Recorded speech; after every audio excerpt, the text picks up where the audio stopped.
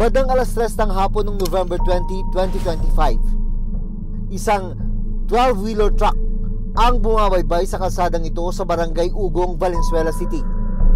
Ilang saglit pa, biglang tumagilid at bumaklas mula sa truck ang shipping container na sakay nito.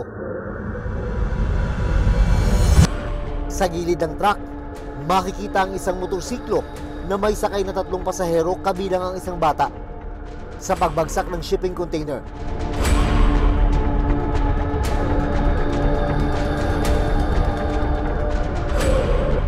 swerteng nakaiwas at agad na nakatakbo ang mga sakay ng motorsiklo.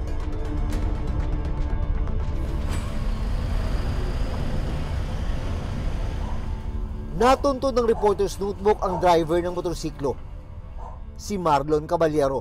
Kwento niya, angkas niya noon sa motor ang kanyang mag-ina nang tumagilid ang shipping container. Kung didiretsuin ko kasi Mindanao Avenue, mapapalayo kami ng asawa at anak ko. Yang ginawa ko, sumorkat na lang ako dito, along papunta rito sa may Mapulang Lupa. Ngayon, nung papasok na ako doon, na-corner ako ng container van. Naunang pumasok kasi yung container van, tapos ako pumunta ako dito sa may gilid niya, sa may gilid. Nakain kasi lahat ng container van yung linya. Kaya nung napagilid ako, huminto na ako, pinauna ko na yung container van. Para kay Marlon, ang malalim na lubak sa kalsada ang naging dahilan ng pagtagilid ng truck. Lumupog yung kabila niyang gulong, nahulog dun sa lubak.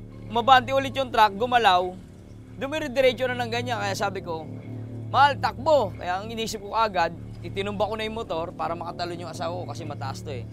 Tapos yung anak ko, yun agad yung binitbit ko. Tapos nakatakbo na kami sa gilid. Ang pinakamalaki talagang problema doon, yung kalsada. Kasi kung pagmamasdan natin sa CCTV, sa pagkakakuha, yung pagkahulog talaga ng gulong na yun, halos isang gulong yung lubog na yun, halos 3/4 ng gulong ang kinain eh. Kasi usual naman talaga yung pagkatagilid ng container van, hindi naman talagang mabilis yun. Kaya nung pagtumba ko ng motor, nung pagbagsak ng container van, halos gabuhok na lang yung dikit, halos dikit na talaga eh. Sa motor? Sa motor, konting-konti na lang talaga sa pool na. Nakausap pa raw ni Marlon ang driver ng truck pagkatapos ng insidente. Nung nanghingi ng pasensya, sabi ko, Sir, wala namang problema sa akin yan kasi pares-pares ka ako tayo nagtatrabaho. Pasalamat ka ako tayo kasi kahit papano, wala ka na perwisyo. Kasi ang material ka ako na bagay, ang motor ka ako na yan. Kung nadaganan nyo talaga ka ako yan, babayaran nyo ka ako talaga. Tama. Pero yung kako, mababalik. Paano naman kako yung buhay ng pamilya ko? Yung mag-ina ko, kung yung kako nadaganan, may babalik pa kako yung buhay ng anak ko. Matapos ang insidente, matinding trauma raw ang naiwan kay Marlon. Pagkatapos nung nangyari na yun, araw-araw ka lumalabas. Araw-araw ka nagmumotor.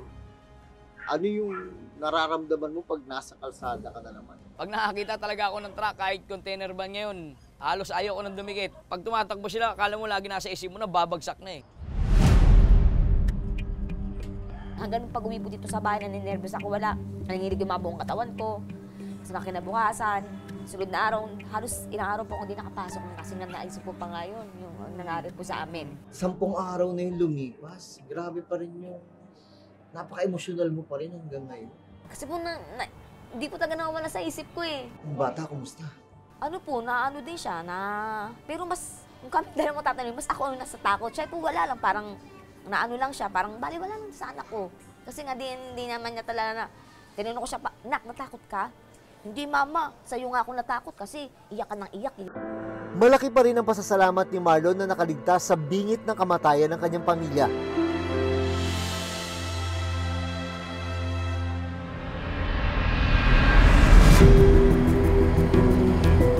Nandito ako sa Tatalon Street, Barangay Ugong, Valenzuela City. Dito nangyari yung insidente noong November 20, kung kailan bumagsak yung shipping container na dala ng truck. Ito na ngayon yung itsura ng kalsada, mahigit 1 linggo pagkatapos ng insidente. Tinambakan na ito ng lupa at ng bato. Isinarado na rin ito, hindi na pinapadaanan sa mga sasakyan. Ito pa naman yung pinakamabilis na ruta ng mga truck kung sila'y bumibiyahe papuntang Mindanao Avenue.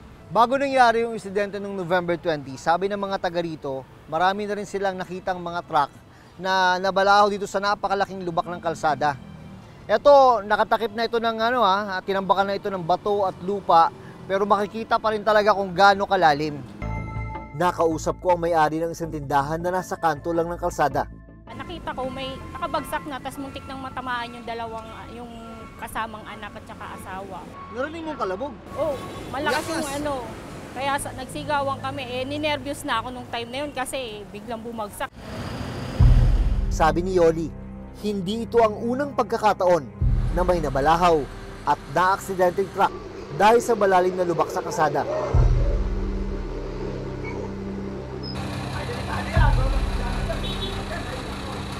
Lagi ba nasisira yan? Ngayong taon lang po ito nasira. Kasi nga po ang dumadaan, mga container na talagang malalaki, tas yung may mga bakal na talaga. Siyempre, umuulan, lalong nakakaskas nila. Yung mga ganyan ang dumadaan na nakakaskas nila hanggang sa lumawak na yung sira ng kalsada dito. Lumawak at lumalim. Opo, hanggang tuhod na yan kahapon eh. Ito? Opo, tinambakan lang nila yan kahapon eh, hanggang dito. Ito, ano mo bang iintay nito? May mamatay? Yung ayun nga po eh, ang ano po ba inaantay nila, yung may madisgrasya rito para saka lang nila aayusin dahil may nadisgrasya na. Yun naman po lagi yung sinasabi sa kanila eh. Pag nakikita mong ganyan, na may kalsada, sinasabing hindi maayos dahil kulang sa pondo. Ikaw ba, anong pakiramdam mo bilang isang nagbabayad din ng buwis?